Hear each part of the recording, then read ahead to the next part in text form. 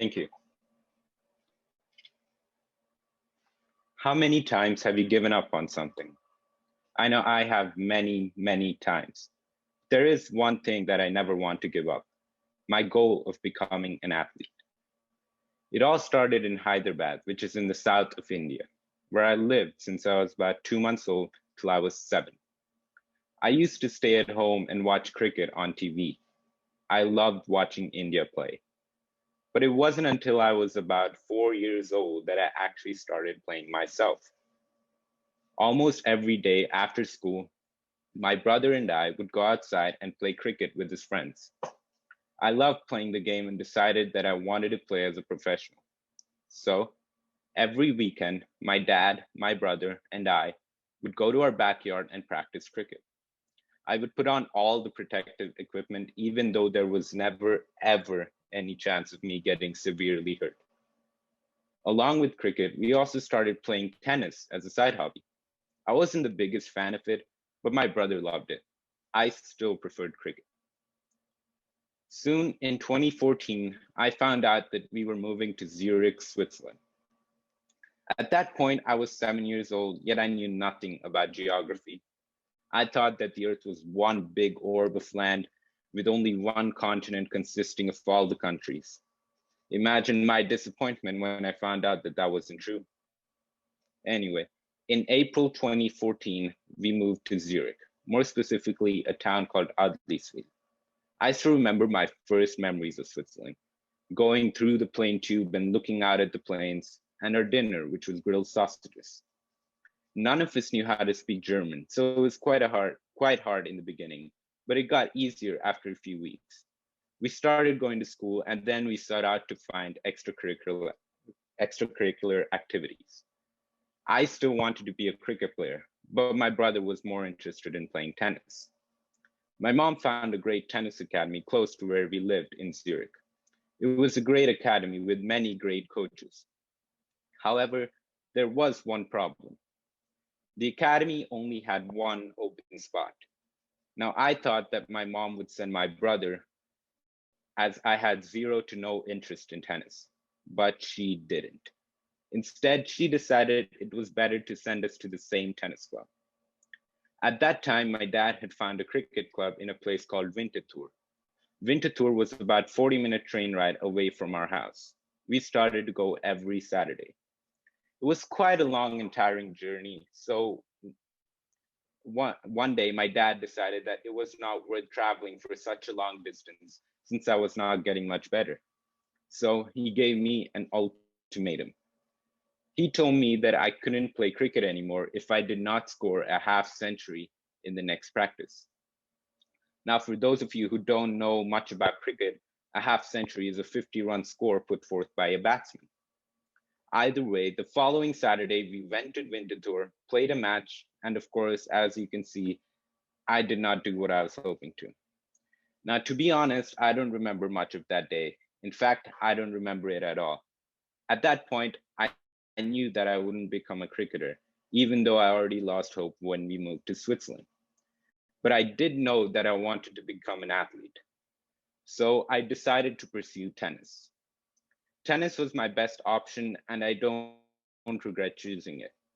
I had not played any other sports at the time, as we were fairly new to Switzerland. Anyway, at that time, my mom had found a different tennis club also close to our house. The club was called TEDxBTNSchool. My brother and I started going there. I still remember the first lesson we had there. It was dreadful. It was on a rainy day, so the court was a bit wet, and the mood was really, really, really gloomy. After the lesson, I wasn't sure if I wanted to go back there, but I did. Surprisingly, our following lessons were more fun and beneficial. We continued going there and slowly got better. At that time, our coach asked us if we were interested in playing Junior Interclub. Junior Interclub was a tournament between juniors from different clubs. We start off in group stages and go into group. So we agreed. My brother played in the under 12 division while I played in the under 10 division. After the tournament had ended, my brother decided he would not pursue tennis anymore, but I continued playing at the same club for the following years. Sometimes when I had a losing streak, I doubted my abilities, but I pushed on. Along with tennis, I went to a football club for a couple of months to help improve my fitness. Until one day I had to stop going. Not because of something bad, but because of something good, very good. There was an opening in the academy we had looked at 4 years ago. This was great news. I started going there once a week. I couldn't go more often because I had tennis at the other club once a week as well, and I had to go there till the end of the year. So once the end of the year came, I switched to only going to the tennis academy. I went there for a few months and saw massive improvements. I always thought I wasn't getting good enough at the older club because the coach never really helped me. But in the academy, the coach focused on my problems and my game and helped me improve a lot. I wasn't an amazing player, but I was definitely getting better. Came the day that I was expecting to come soon. We had to go to an interview for our visa to move to the US. The interview was in Bern, which is about an hour or so away from Zurich. We went there, took the interview, and got approved. We had only 1 week to pack up and move to the US.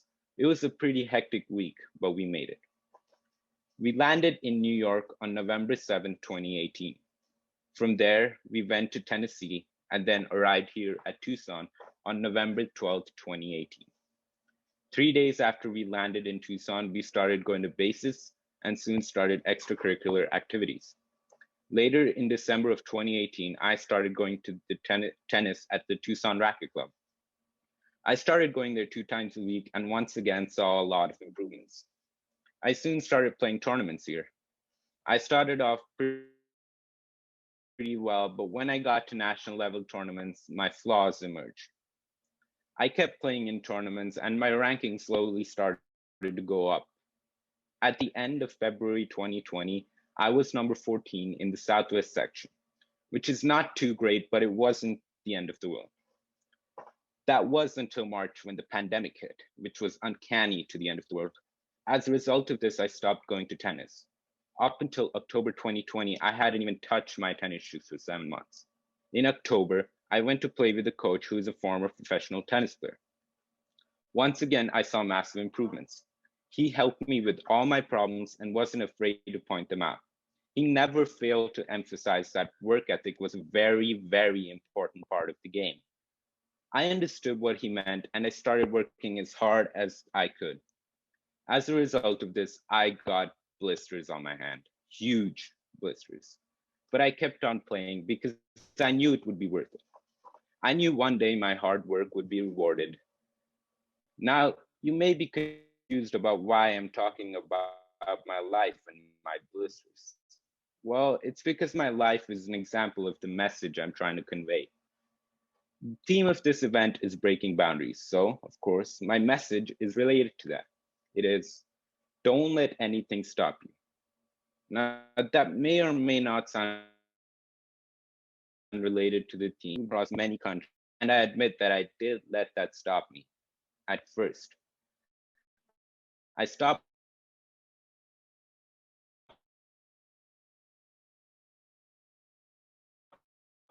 playing cricket, but I didn't let that stop me from